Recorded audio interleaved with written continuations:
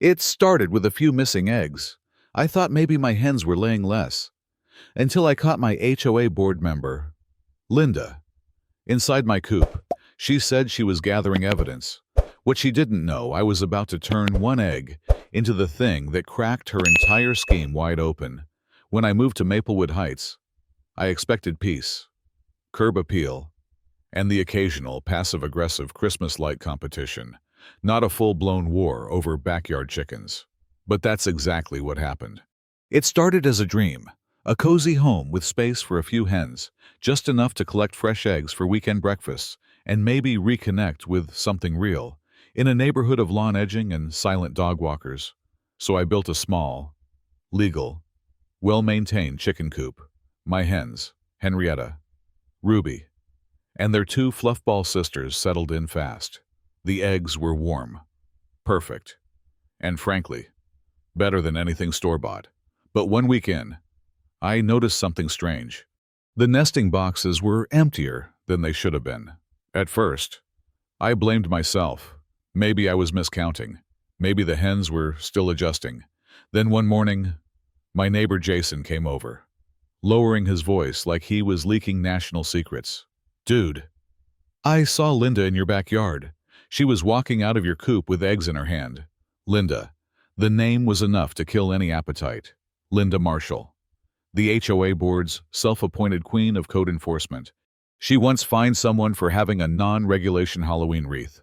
Her own husband mowed their lawn in perfect diagonal stripes. Rumor was she'd drawn it out on grid paper.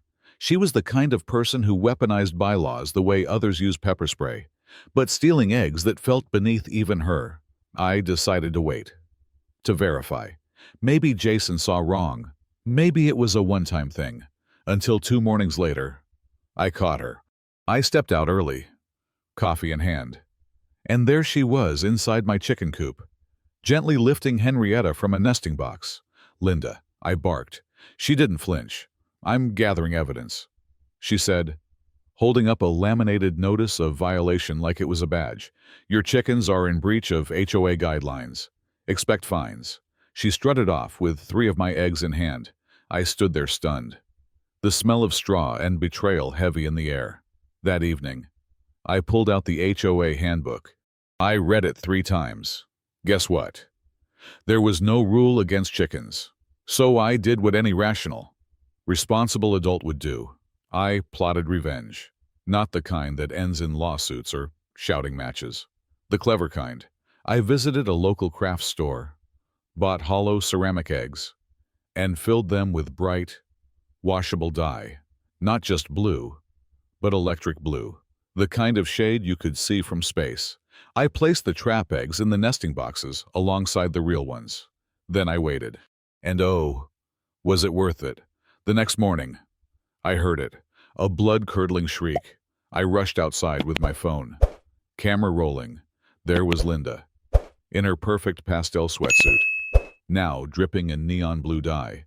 Her hands were stained, her face speckled, and her expression a mix of fury and panic was the stuff of legends. You assaulted me," she yelled. "I didn't flinch.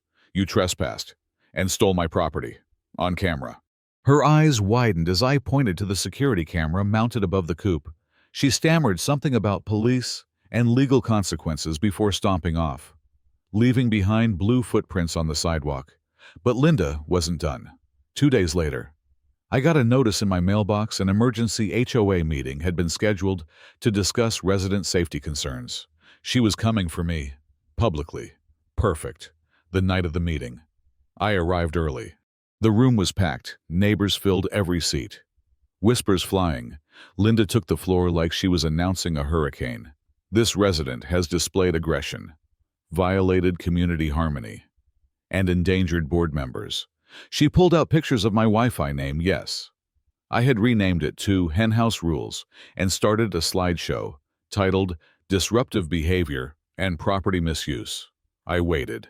Then I stood, calm and collected. I handed the board. Footage of Linda entering my yard, uninvited. Close-up video of her stealing eggs. Photos of the blue dye aftermath. A printed copy of the HOA rules, highlighting that no clause banned chickens, and a letter from Animal Control confirming my coop met every standard. I didn't say much. But then Jason stood up, followed by Mrs. Avery from 2 doors down, then Gary, whose tools had gone missing weeks ago, one by one. They told stories about Linda, about fines she'd handed out that didn't exist, packages she claimed were lost, HOA fees that kept going up with no receipts. The board listened. For once, they really listened. By the end of the meeting, Linda was pale, silent, and sweating through her chair. The president cleared his throat. Effective immediately. Linda Marshall is suspended from the HOA board pending investigation into multiple ethics violations. I was offered her seat. At first, I declined. But then I had an idea. Over the next 2 months, I worked with the board and a few neighbors to propose a local homestead protection amendment, a new rule that would protect homeowners' rights to grow food, keep backyard hens, and support sustainable living, as long as it met sanitation and space standards. The vote passed, by a landslide. Now, Maplewood Heights is one of the few neighborhoods in the county with protected urban farming rights. And Linda, she moved. Rumor is she left behind an egg-shaped stain on her driveway that never quite came out. Every morning, I walk outside to collect fresh eggs, real ones, and greet my hens. Henrietta clucks softly. Ruby pecks at the grass. And I smile, remembering how a petty thief with a clipboard tried to bring me down and ended up making the entire community better. Sometimes, the best things come from the most unexpected cracks, like sunshine through a coop window, or justice inside a hollow blue egg.